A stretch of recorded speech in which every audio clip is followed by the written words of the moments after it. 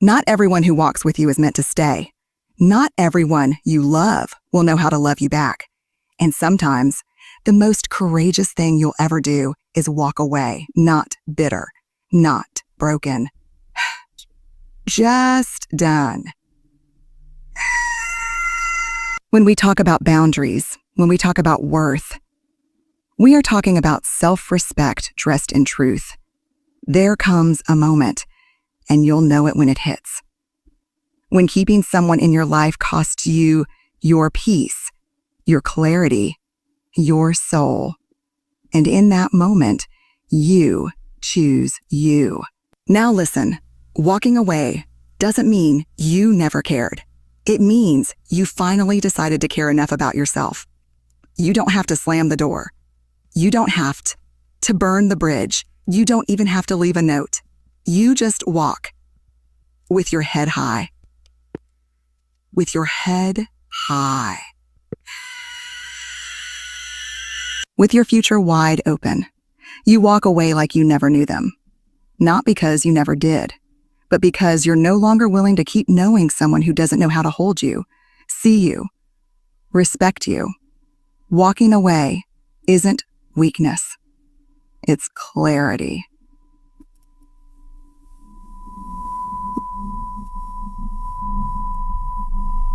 It's the quiet power of someone who's done shrinking to fit in spaces that were never built for their wholeness.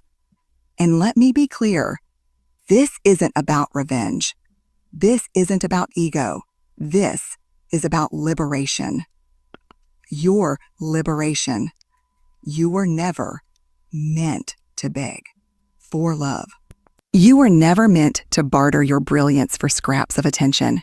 You were never meant to explain your worth to someone committed to misunderstanding it. So, when that moment comes, don't explain.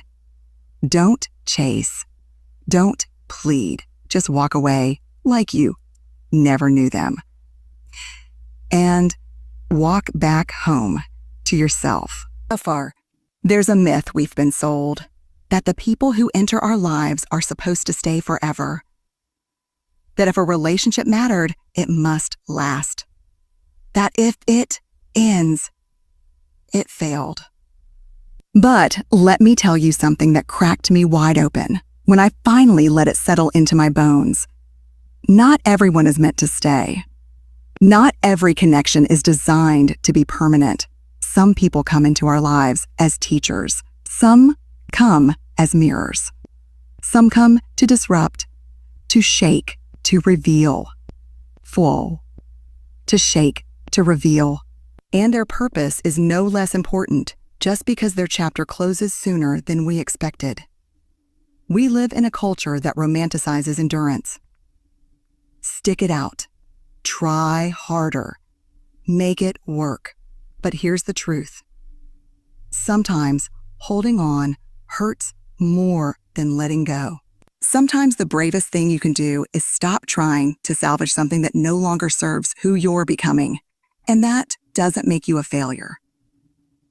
It makes you aware. It makes you It makes you honest about what you need, about what you deserve, about what you're no longer willing to carry. There are relationships that start with fireworks and finish in silence. People who once felt like, who now feel like strangers. And it's tempting to judge yourself for that, to ask what you did wrong, what you could have said differently, how you could have shown up better. But the truth is, growth doesn't always come with mutual understanding. Sometimes it comes with distance, with misalignment, with the slow, aching realization that what once felt right now feels misfitted and heavy. Not because someone's bad, not because you're broken, but because life evolves. And we do too. We don't talk enough about the grief that comes with outgrowing someone. It's not loud, growing someone. It's not loud or dramatic. It doesn't always come with screaming matches or betrayal. Sometimes it's just a quiet shift, a conversation that doesn't land the way it used to, a laugh that doesn't feel as easy, a subtle pull in the opposite directions. You try to ignore it at first. You tell yourself it's a phase. You tell yourself it's a phase.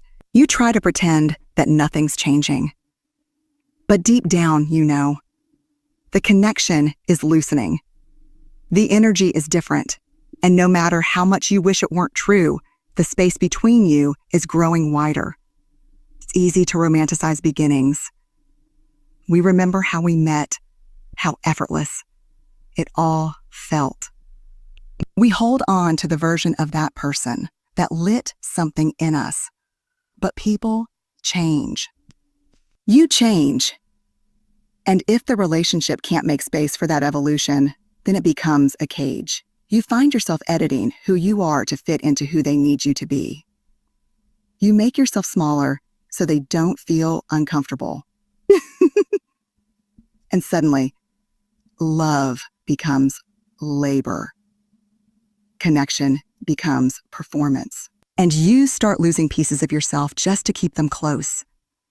There's a quiet kind of heartbreak in realizing that someone you love deeply no longer aligns with your truth. That their presence, once comforting, now feels like a weight. You try to make excuses.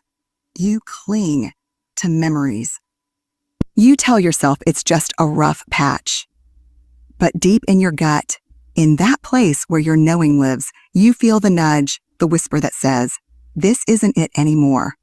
And that whisper doesn't go away. It grows. It gets louder. Until one day, you can't unhear it. Until one day, you can't unhear it. And so you find yourself at a crossroads. Stay and keep betraying your needs. Or, go and grieve the story you thought you were writing together. There is no easy path. There is only the one that honors your becoming. And that often means choosing the discomfort of growth over the comfort of familiar pain. It means accepting that some people are not meant to finish the journey with you. And that's not a tragedy. It's a transition. It's a sign that you are shifting into deeper alignment with who you are, not who you were when they found you. There is a moment, often quiet, often terrifying, when you realize staying is costing you more than leaving ever could. Not because you don't love them, not because you didn't try, but because the version of you that once accepted crumbs has started to crave a feast. And in that moment, walking away stops being an escape. It becomes a declaration, a return. That's what self-respect looks like. Not loud, not cruel, but unwavering. But usurping. A silent but steady turning toward yourself. We are conditioned, especially those of us who have made our lives about care and connection, to believe that walking away means giving up. That if we had just been more patient, more understanding, more selfless, maybe the relationship would have worked. So we stay, we endure, we rationalize our pain. We make excuses for the other person while quietly abandoning ourselves.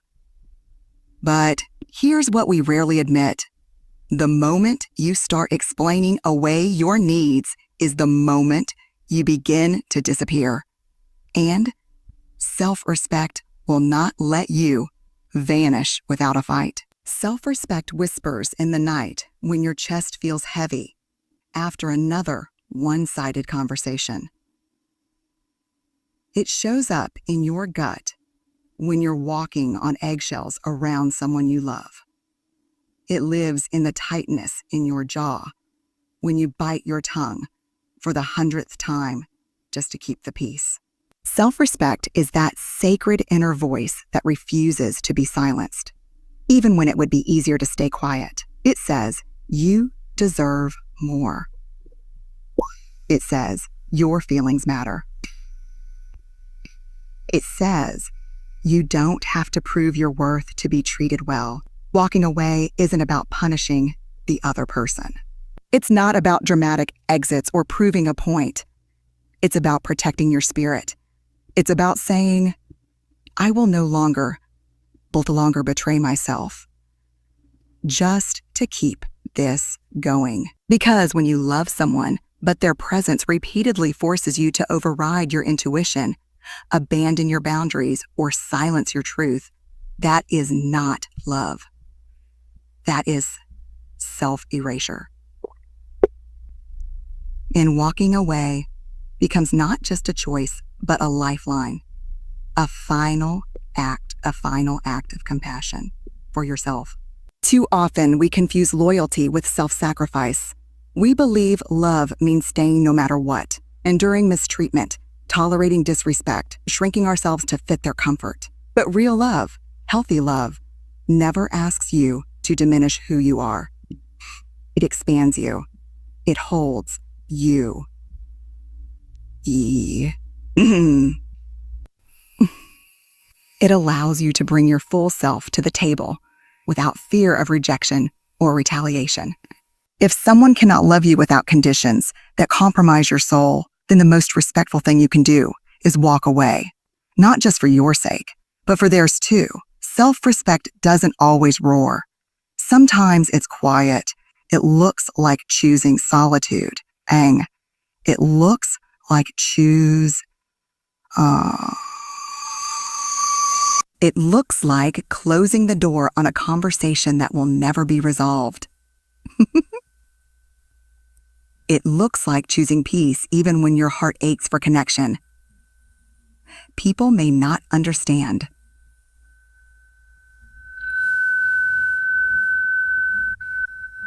Dramatic, selfish, but they don't know the nights you cried yourself to sleep. They don't know the 1,000 ways you tried to make it work. They don't know how long you stayed past the expiration of your joy. You do. And that's the truth is, there is nothing more radical, more loving, more liberating than honoring yourself in a world that taught you to betray your needs in the name of belonging. Walking away doesn't mean, you didn't love them. It means you finally remembered to love yourself. And that is sacred. That is bold. That is the quiet revolution of a person who will no longer settle for being tolerated when they are worthy of being celebrated. There comes a time in your life when peace stops being a luxury and becomes a necessity. Not a wish. Not a maybe. Not a maybe. Not a someday when things calm down.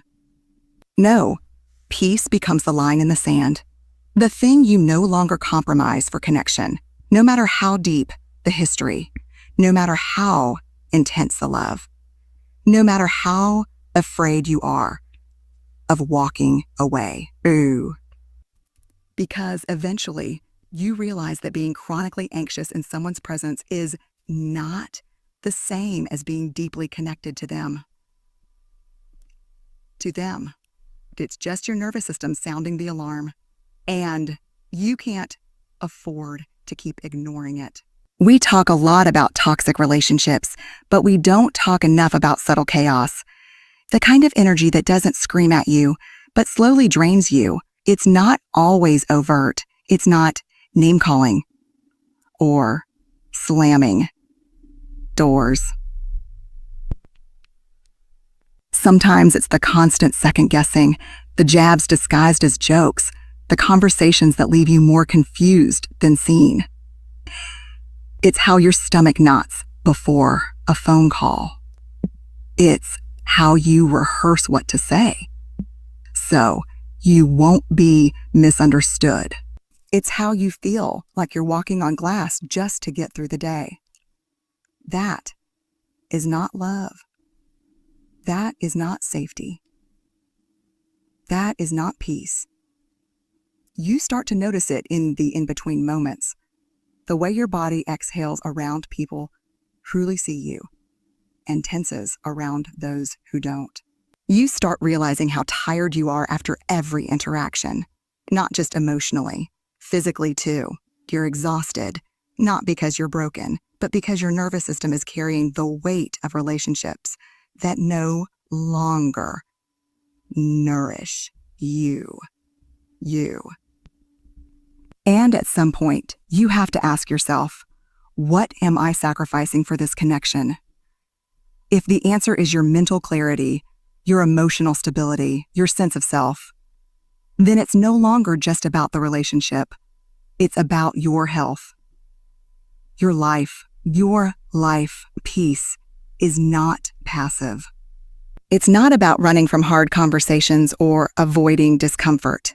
In fact, true peace usually comes after discomfort, after setting the boundary, after speaking the truth, after making the hard call to let go, to know peace isn't about control, it's about alignment.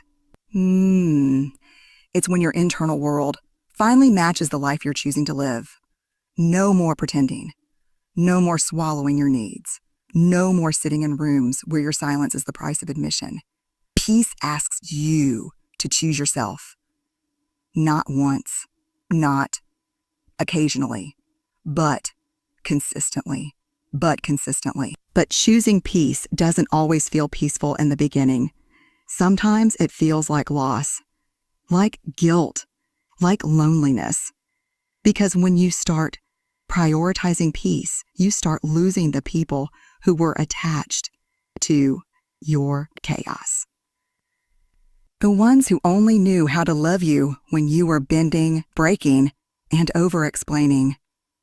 The ones who mistake your boundaries for betrayal. And that's the hardest part, making peace with the fallout that comes from choosing peace. But it's worth it, every single time, because the people who truly love you will celebrate your peace, not resent it. We've been taught to endure, to tough it out, to give second, third, 10th chances. But what if your breakthrough isn't in staying? What if your growth is in walking away from the drama you've normalized?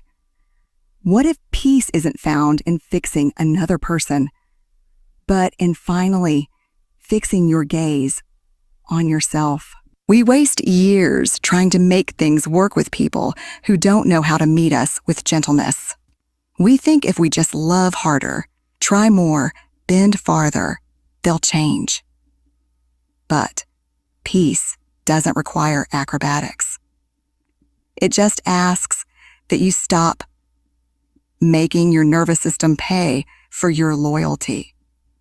And here's the truth. Peace isn't just an emotional experience.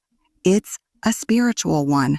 It's the place where your mind, body, and soul can breathe at the same time. It's what happens when you no longer perform for approval.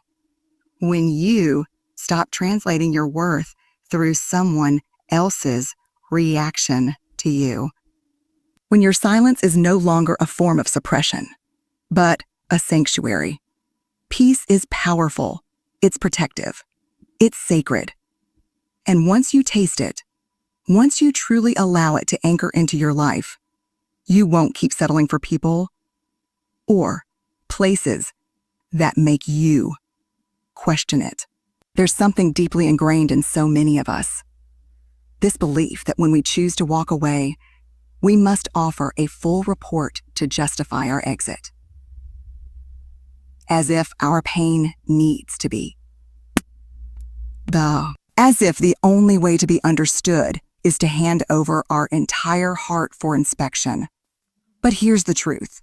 You do not owe anyone an explanation for choosing yourself. Not for stepping back. Not for saying this is no longer right for me. You are allowed to change without issuing a press release.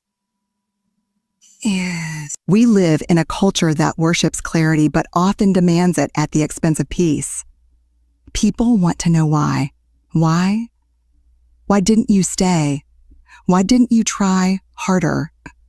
Why did you stop answering the phone?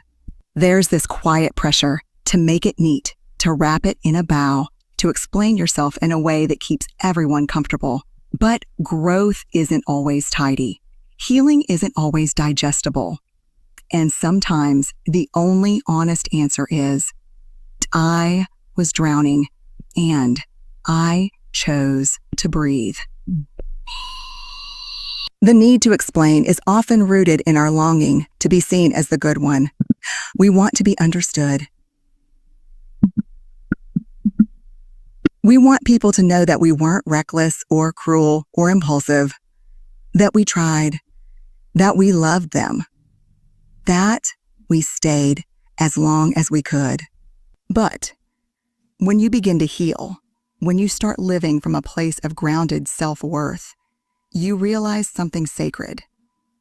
Being misunderstood is not the worst thing that can happen. Abandoning yourself to be understood is. And when those two things are in conflict, you choose you. Even if no one claps for it. You do not have to script your pain to make it valid. You do not have to relive your trauma just to make someone else feel better about how things ended. If they didn't listen when you were breaking, they don't get a front row seat now that you're rebuilding. If they couldn't hold your truth when it was soft, they don't get to demand it now that it's solid. Your clarity does not belong to everyone. Some things are meant to be felt, known in your body, trusted. Not explained to those who are committed to misunderstanding you. When you walk away, especially from someone you've loved, there's often this heavy silence that follows.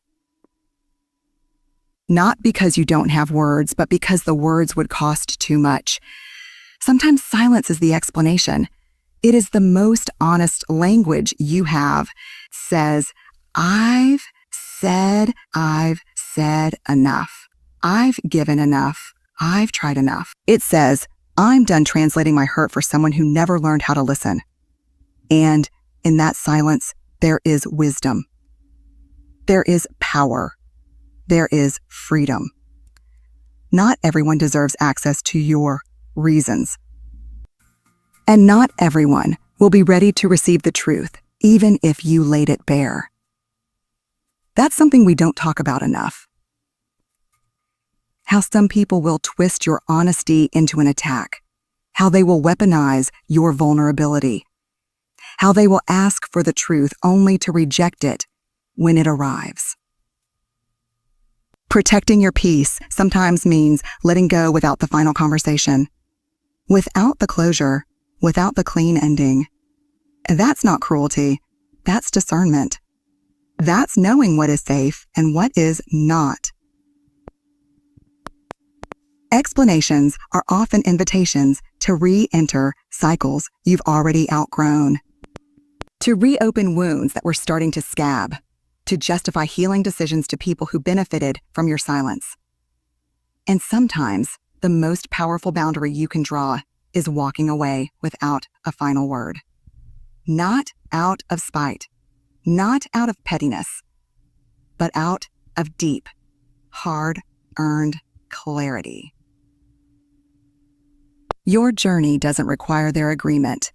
Your boundary doesn't need their blessing. And your truth, it's still true, even if you never say it out loud again. We don't talk enough about what it means to outgrow someone. Not because they did something terrible. Not because there was a big falling out. But because you changed. You softened in the places you used to harden. You set boundaries where there used to be none. You started listening to your body, trusting your instincts, believing that you deserve relationships that don't require you to shrink.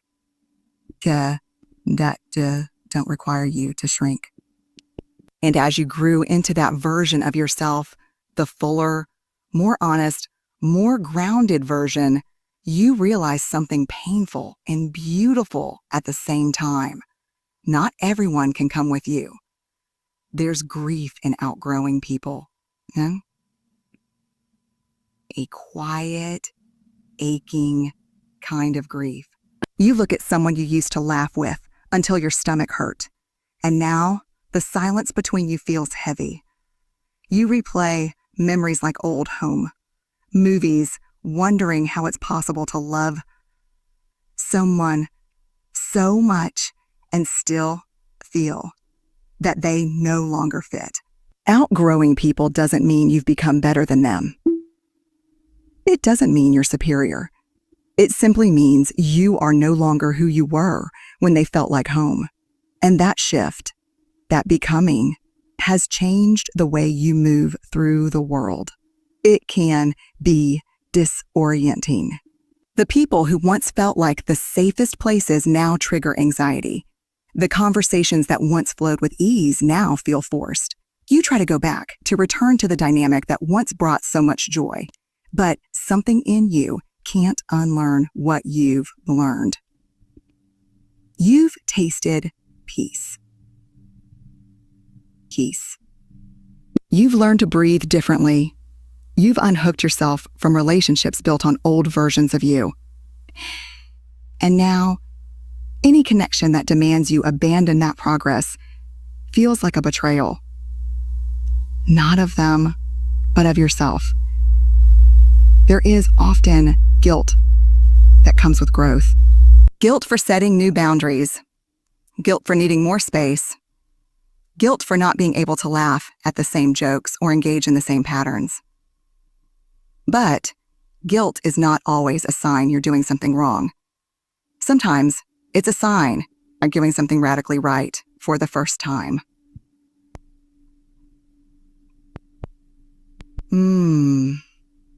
It's the growing pain of reclaiming your truth, of loving people from a distance when closeness starts to cost your integrity, of no longer editing your authenticity to keep someone else comfortable. What makes it harder is that some people will take your growth personally. They will see your healing as rejection. They will call you selfish, changed, distant. And they're not entirely wrong. You have changed. You are different. You've stopped betraying your own boundaries for the sake of approval.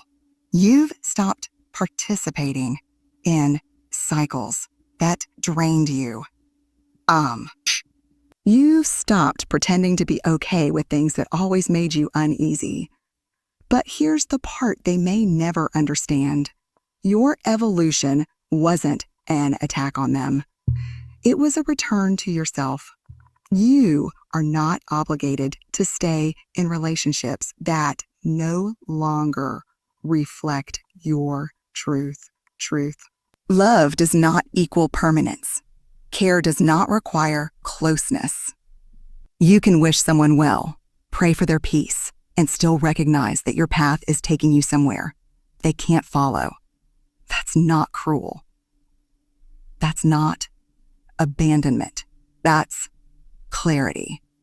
That's honoring the deepest parts of yourself that are asking for something more aligned, more nourishing, more alive. You don't owe anyone your stagnation just to prove your loyalty. You're allowed to keep moving, even if it means walking alone for a while. Growth can feel lonely. That's the part we rarely say out loud, but it is also holy. Because every time you choose evolution over obligation, every time you choose truth over tradition, you're rewriting the story you were told about what love is supposed to look like. And with time, with space, with tender courage, you'll begin to attract relationships that meet you where you are, not where you used to be. People who celebrate your expansion, not fear it. And when you do, you'll understand why. It was never really about who left or who stayed. It was about who you had to become to finally feel free. There's this quiet revelation that happens on the healing journey. Not everyone gets to come with you. Not everyone should. Not everyone will understand the work you've done to rise from the ashes of your own undoing. And more importantly, not everyone deserves access to who you are becoming. Healing is sacred. It is holy. And while we often feel the urge to bring everyone into the light with us, sometimes the bravest, kindest thing we can do is close the door gently behind us and walk forward without looking back. There's a part of us, the part conditioned to believe we owe everyone full access, that struggles with this truth. We think if someone's been in our lives for years, they're entitled to the healed version of us, that we have to reintroduce ourselves. Give them another chance. Explain the changes. But healing doesn't require a relaunch. It doesn't ask you to go back and prove anything to anyone who didn't witness your pain. If they didn't hold space for you when you were falling apart, they don't get a front row seat. Now that you're coming back together. Nah. Healing is not performance art. It's not a public project. It's not something you owe to the people who once stood by as you struggled. Yes, grace is beautiful. Yes, forgiveness is powerful. But access is earned. This dues earned. Just because someone wants to be near you again doesn't mean they're ready to love the version of you that no longer tolerates dysfunction, disconnection, or disregard. Some people were only comfortable with you when you were small, quiet, and endlessly accommodating. And those same people may not recognize or respect the boundaries your healing now demands. There will be people who say you've changed, and you have. That's the point. You've softened in the right places and strengthened in others. You've become more tender and more fierce, more discerning and more grounded. But not everyone will meet that evolution with reverence. Some will want to drag you back into old dynamics because your growth threatens their comfort. And you'll have to decide, are you more committed to your healing or to their approval? Because sometimes you can't have both. One of the hardest things about healing is realizing that the people who cause the most pain may still feel entitled to your closeness. Thus, they may not even understand the depth of the wounds they created. And part of the healing work is choosing not to bleed all over again just to explain the scar. It's not your job to walk someone else through your process, especially when they never took the time to walk beside you in the first place. You can love someone and still recognize that your inner sanctuary is not open to visitors who once trashed the place. Confuse openness with overexposure. We think being vulnerable means being available to everyone, but true vulnerability is rooted in safety. It's not about telling your story to people who can't hold it with care. It's about learning how to honor your own truth, even if no one else understands it. You get to be selective. You get to protect the version of you that works so hard to come back from the edge. You get to say, not everyone gets to witness this version of me, not because I'm punishing them, but because I'm finally loving myself enough to choose peace over performance. And maybe the most powerful shift of all is when you realize your healing doesn't need to be validated by anyone else to be real. You don't need applause. You don't need understanding. You don't even need closure from those who hurt you. All you need is to keep walking, slowly, tenderly, boldly, toward the life your healing has been quietly building all along. Let them wonder. Let them miss the version of you that bent to fit their world. You're not going back there. You don't belong there. You're becoming someone who doesn't trade their healing for history. And that is a sacred, unstoppable thing. You are not cruel for choosing peace. You are not heartless for drawing a line. You are not cold for protecting your healing. You are a human being who has finally decided to stop setting yourself on fire to keep someone else warm. And that is holy work. There will be people who don't understand. People who question your silence. People who question your silence, who call your boundaries walls and your peace a distance. Let them. You're not here to explain your growth to those committed to your past. You're not here to dim so others feel comfortable in the presence of your light. Walking away doesn't mean you never cared. It means you care deeply about your peace, your life. It means you've finally stopped begging for a seat at tables where your soul was starving. It means you've learned the difference between connection and captivity. So when the time comes, and it will, walk away like you never knew them.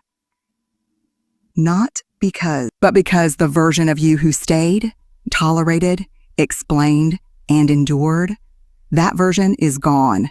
And what's ahead is not about proving your pain. It's about honoring your power. Let them think what they want. Let them tell their version. You are not here to be understood by everyone. You are here to live free, whole, and true, and that is more than enough.